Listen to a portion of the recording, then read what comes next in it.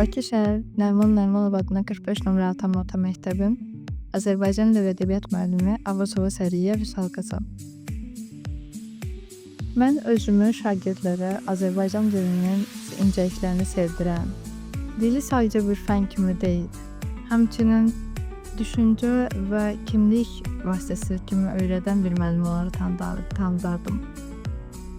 Bu peşəni seçməyimin də əsas səbəbi ana dilimizin, milli kimliyimizin, mənəvi dünyamızın daşıyıcısı olmasıdır. Və düşünürəm ki, dilini yaxşı bilən, sevərək öyrənən bir şagird gələcəkdə həm cəmiyyətə, həm də özünə daha çox məsuliyyətlə yanaşacaq.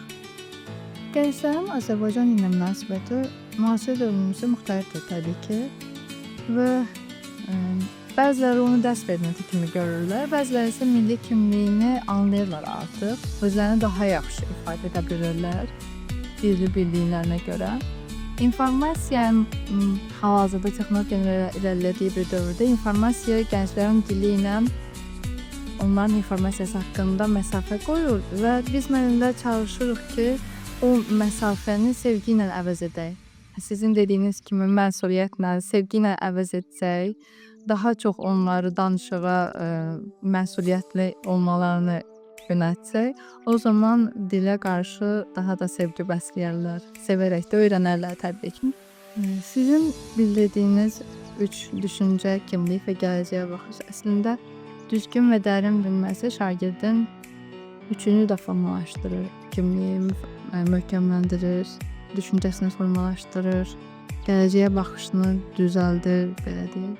Və nitqi zəngin olan bir şagird özünü daha yaxşı ifadə etmək tərzinə malik olur.